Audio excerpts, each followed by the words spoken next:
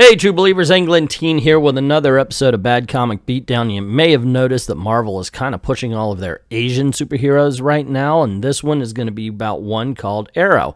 Now, I'm thinking it makes sense that Marvel's pushing their Asian heroes, and why not? They're making movies for the Chinese market, so why not push their Asian heroes to the forefront so they could begin making movies of them? Wouldn't that appeal to the Asian market even more so than, say, a Captain America? You would think so. Anyway, we're going to be taking a look at this young lady right here. Her name is Aero, and she just got her first issue of a comic book out. This is an episode of Bad Comic Beatdown. It was commissioned by Chrononaut. I'd like to thank him for doing that. And you can commission your own video by going over to Ko-Fi. Links in the description below. Picking from any of these categories.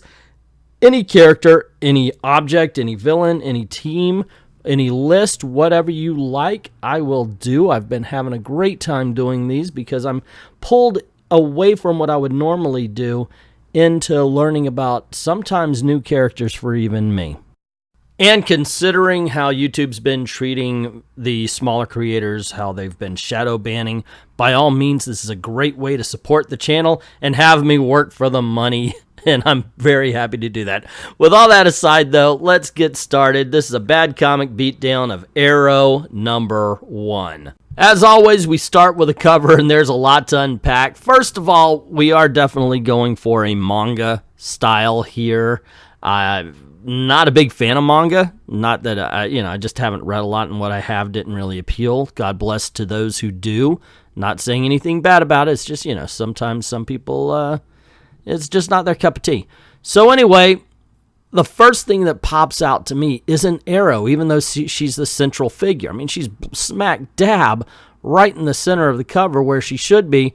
But what is going on in the top left corner with this flounder-looking face? There's no depth to it. The mouth actually stops. There's no opening to it. So everything is on one side of the face. This is a flounder. The eye, I guess they're trying to give it an Asian inspired, but it just looks weird, and that big light in the middle of it doesn't fit. But what really gets me is the nose. It looks like a Sith. Not like a Sith Lord, Star Wars fans. It's an actual farming tool. Wow. Not a good look here. Aero herself is actually pretty decent, I guess. The art's not horrible. Obviously, she's wearing the boob sock costume that doesn't really act like fabric, because fabric would not go under the boob. It would go down a bit, so like a slope rather than, this is definitely 1990s boob sock going on. But what really gets me are the Liefeld feet. But not just that, but if you look at her right knee, it looks like it's bending in the wrong direction. That's what really got me on this one. Everything else actually looks okay except for the boob sock thing as far as Aero is concerned, except for her knee is bent in the wrong direction. What's up with that? And then, of course, we get the villain, which is the rock guy wearing pants, which I think rock guys should wear pants. That's hashtag rock guy wear pants. So the credits page is a little bit weird because it says it's written by Shu Lefin, but it's actually adapted by Greg Pak. He's got his own story in here, so don't worry. He's represented. Anyway, let's move on. Welcome to Shanghai, the biggest and most stunning city in the world. Of course I'm biased, because I helped build it. My name is Li Ling. I'm an architect. If you want something beautiful, you call me. But sometimes, the people of this city call me by a different name. Aero. With the power of the wind, I protect Shanghai. Yeah, if you're going to write it like a noir, I'm going to read it like a noir. It's just the rules, man. I'll do anything my city needs, but today's a bit strange. I'm used to building skyscrapers, not tearing them down. And, of course, we're seeing absolutely nothing. They love those wind swirls, but what's going on? You can't tell anything. Is this supposed to be mimicking anime art or manga art or something? It's just nonsensical. And we see that she's actually fighting a giant building. But this isn't a building anymore, is it? I actually designed this one. It was nearly done, about to open, but someone transformed it. turned it into a monstrous giant. And I'm sorry to beat a dead horse, but the art is so stylized, so anime-like, that you can't really tell what you're looking at. And now I'm furious. This building was supposed to be a home, designed to catch the light just so, to please the eye and heart, to keep families warm and safe. You know what? I finally figured it out. It looks like one of those books where they take a scene from a movie or a cartoon and they just have like the word bubbles to make a new story. That's what they're trying to go for here, right? So it looks like a cartoon. But no one will ever live inside it now. All its windows shattered, its rooms twisted and ruined. Now, its only form and function is to kill. Anyone else kind of getting a GoBots feel from this big monster? Not like Transformers, but the Kmart knockoff version of Transformers called the GoBots?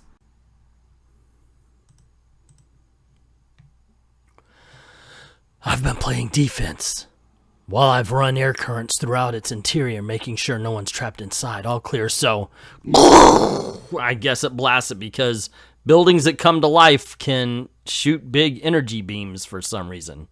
Okay, we need to hurry this along. So at this point, she's saying, well, I built the building. I remember picking the concrete. Now let it fall, blah, blah, yada, yada. And then she blasts it hard enough to destroy it. But that's not the weird thing, or at least that's not what really bothers me about this.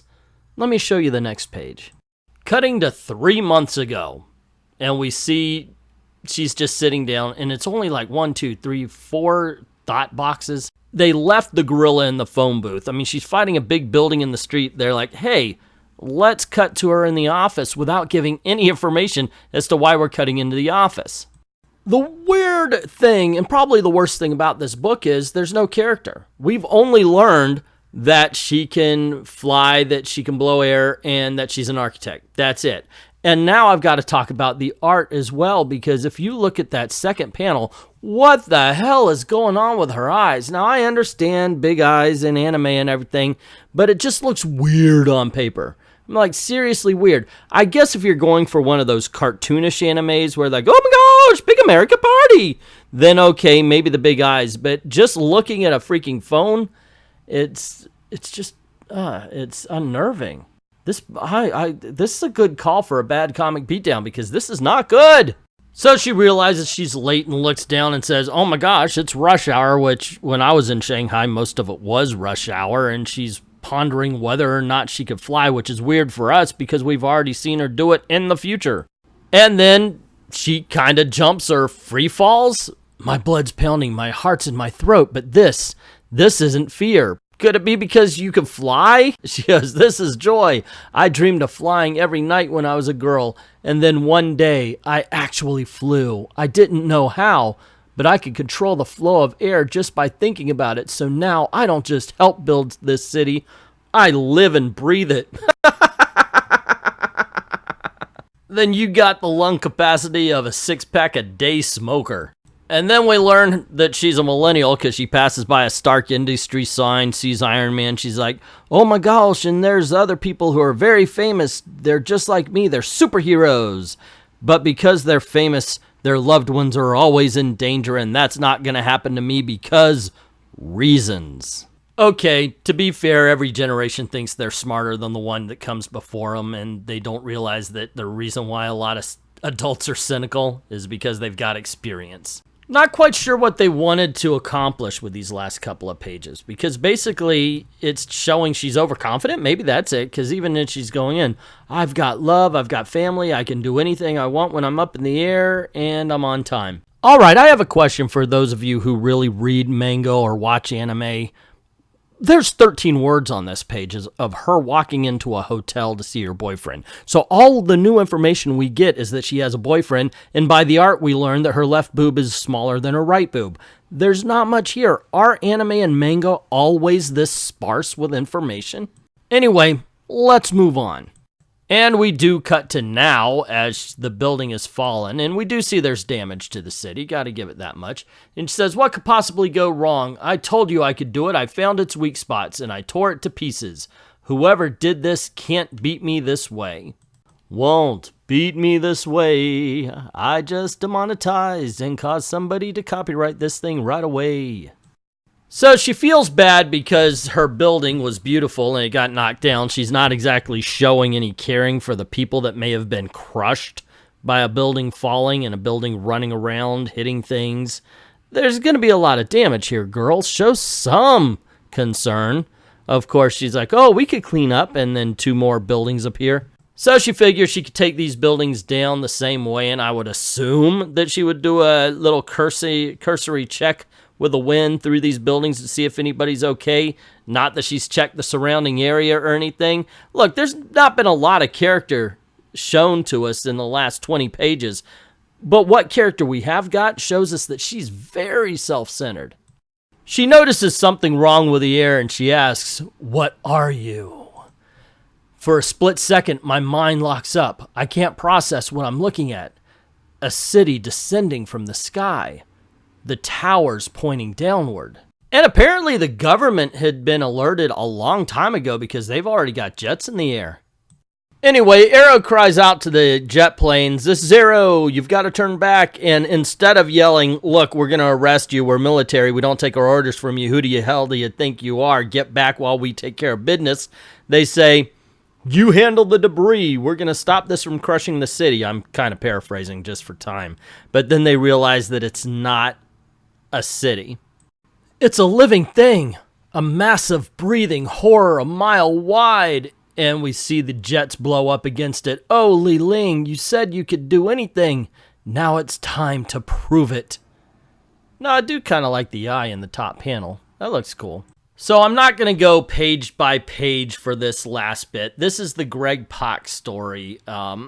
This has nothing to do with what happens during the book we just read. As a matter of fact, it happens right after the War of Realms. It happens right after Agents of Atlas. And it's not even about Aero. It's about this character, the Wave. She's not included in the award ceremony that they've got going on. And so Aero's going, "Hey, wait a second, why?"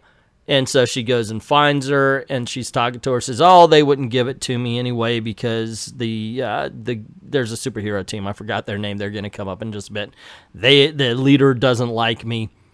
And she asks why, and so we get the story of her. And that's the weird thing. We get more information in what ends up being 10 pages of a Wave story than we do in, 20-something pages worth of Aero.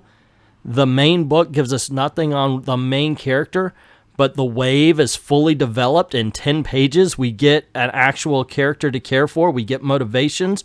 We get a backstory. We find out that she was wronged, so that's why she wants to do right. There's just so much more to this. If this were the book, I would be recommending it. If this last 10 pages were the book, this would not even fit in a bad comic beatdown. Unfortunately, what we get here actually shines a big spotlight on why the first 20 pages needed to be torn apart. So there you go, guys. That's my bad comic beatdown on Aero. What did you think? Am I wrong to include it here? I mean, yes, it was a commissioned book, but should it not have been a bad comic beatdown? Did you read this and go, "Holy crap, that's the best thing ever"? If so, show your work, sir. Tell me why in the comments below. Also, if you would like to see more bad comic beatdowns, there is a playlist that's going to be linked in the description here, as well as, hey, you could go on over to Ko-Fi. Links also in the description. And you can commission your own video, not just for bad comic beatdown, but for comic book origins, for really that goods, really that bads, top 10s, all sorts of categories. You get to pick the character, the object, the team, the villains, whatever you think. It would be really, really cool. Don't forget to click like and share and subscribe so you don't miss any of that kind of stuff, and ring that bell. Make sure you're getting notifications so you don't miss the next bad comic beatdown. I'd like to thank everybody who's already done that, and to everyone, all of the true believers, thank you very, very much for watching.